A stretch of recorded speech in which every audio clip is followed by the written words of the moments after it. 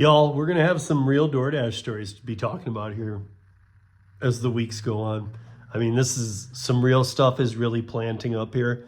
And with the holidays coming up, I'm seeing what's going on a little bit.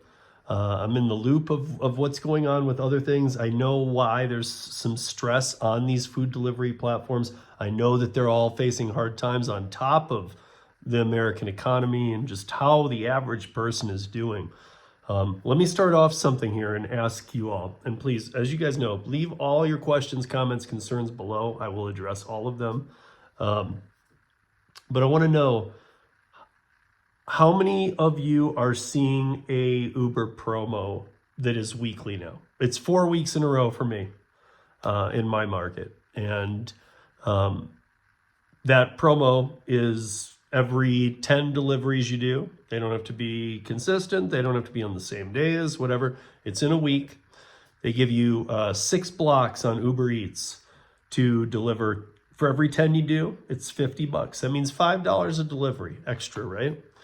Now, a lot of people always say that Uber Eats isn't even close to DoorDash. And I can agree that the earning potential over the years, I would hands down agree that in most markets, almost all in the United States, DoorDash dashers would earn more than Uber Eats drivers if they went out and didn't multi-app and just worked the one app and we were doing straight comparisons as best we could.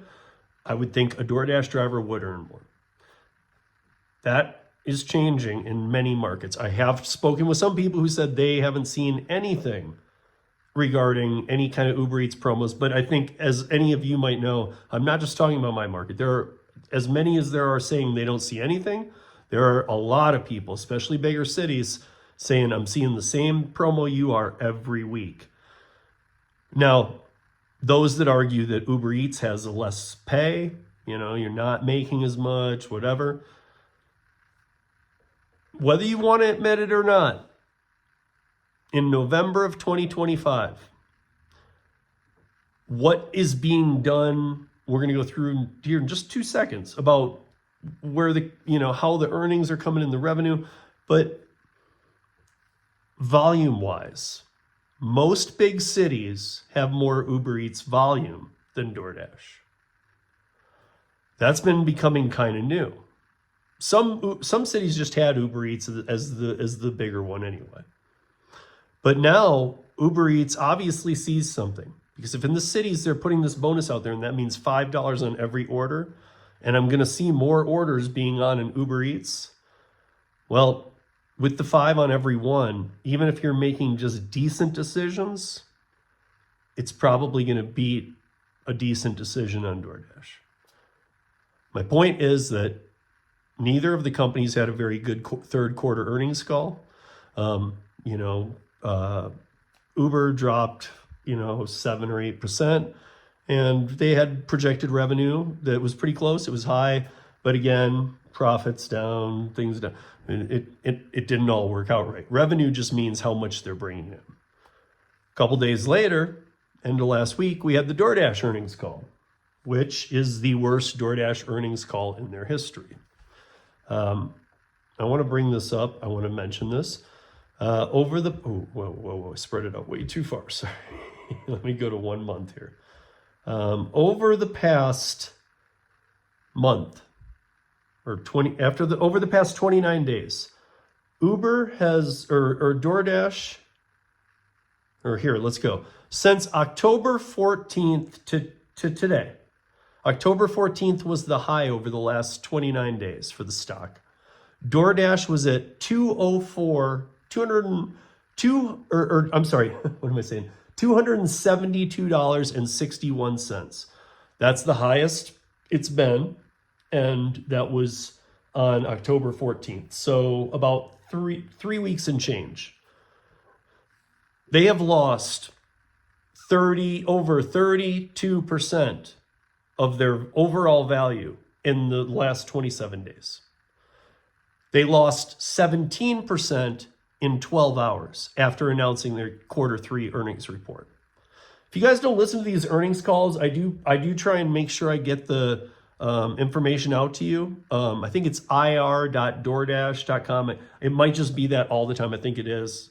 If I'm wrong, just let me know in the comments. I'll find the right one. But that website takes you to where the earning calls will be every quarter. You guys should listen in. It's public. You can listen. Because in this earnings call was one of the most interesting for sure.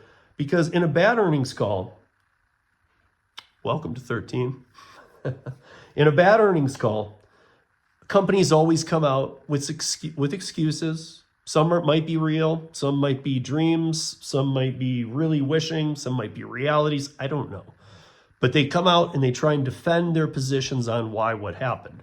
They also try and alert the investors before the quarter earnings calls come out that they might not meet what the expectations are.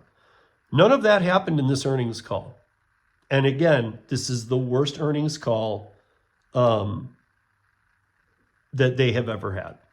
So they have lost 32.74% of their value in 23 days. Now, are they going to keep falling, go to zero? No, not at all. They'll be here. They're going to be here. But they're losing their foothold in some cities. Uber notices it. Uber's sliding in. I can say in my market, I sometimes do Uber anyway or lately, I don't do either a lot. I prefer B2B, you guys know this, but I had moved back to doing a little bit of Doordash. Well, Doordash, the volume's down across the board. People aren't tipping, the economy's tough, and Uber's seeing this as a time to really strike at markets it can. So it's given some bonuses out that change the game quite a bit when you add it all up. But if you are an investor of Doordash, like I was saying, what you want to do on a bad earnings call is you want to have your CEO and your board and whatever come out and say, hey, this happened, we're going to correct this. This is going to happen over the next 2 quarters where we'll get some money back. This was one of the, not only the worst they've ever had, but one of the strangest earnings calls ever, because after the stock has plummeted that much, it plummeted 17% right after the earnings call. Boom, done, gone. Another out of what was left. So the food delivery platform said it plans to shell out several $100 million next year, 2026. And this was Tony Hsu. He was the one speaking. And next year on product initiatives like autonomous driving, delivery, and global tech stack. Okay, guys, I've been making fun of Doordash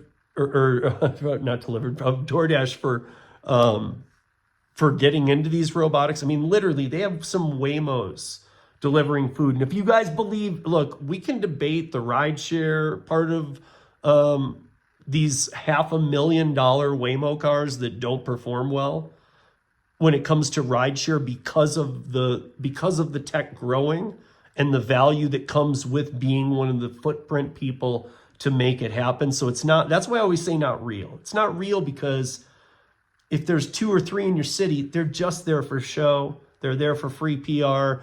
Really, putting 2 in a city is going to get you free news forever. Every time one's running or you want an update. But they're not real. Dare has said this. Other people have come out and said this. And not yet.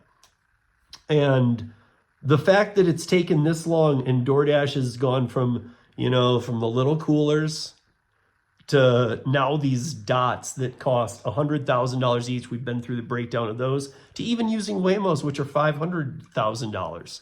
And they have to have controllers and all this stuff. They're not making money on these, and these will not sustain anything.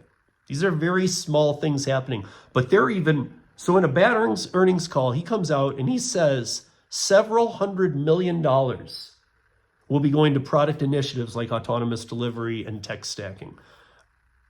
He should have been saying, it's not my company, but he should have been saying, listen, we were down because of getting involved with this and this and this, and we will be making it back next. You want to be going back to your core. He's basically saying they're not.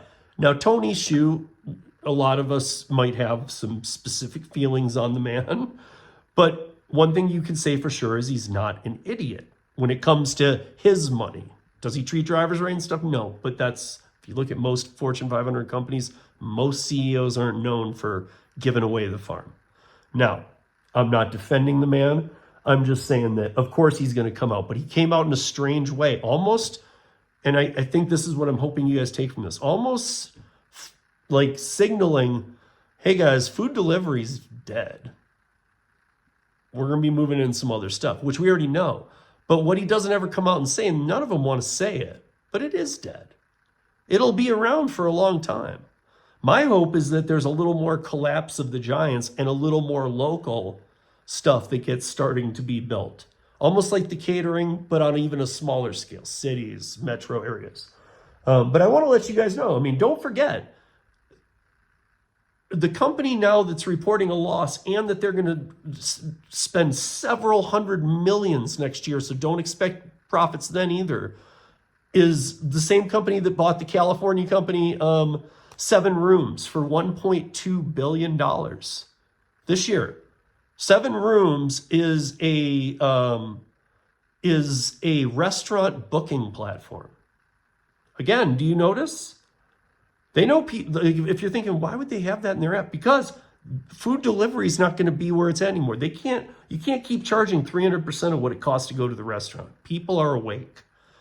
But maybe they can make some money on that. Is it worth $1.2 billion? I don't know. I can't do that breakdown. What I do know is the other acquisition they made this year of British food delivery platform Deliveroo, which was in the works to be sold to Uber last year for somewhere in the mid 3 point something billion.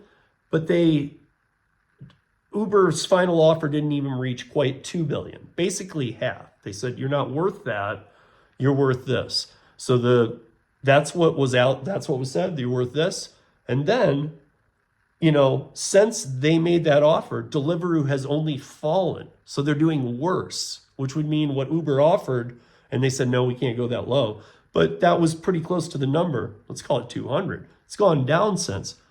Well, Doordash thought it'd be a great idea to buy it for $3.9 billion. More than the original price offered by Deliveroo last year to Uber. The global footprint is necessary. The future of DashMarts and robotics and all this other crap, I don't know. I don't think they have a very distinguished, elaborate platform. I think they have been a food delivery platform. I think they've been a little screwed ever since. I think these ways they're trying to get involved in things are a joke. We're going to have a lot to talk about over the next few weeks, months, heading up into the New Year's. And that's 13 minutes of gig news in just under. Peace, y'all.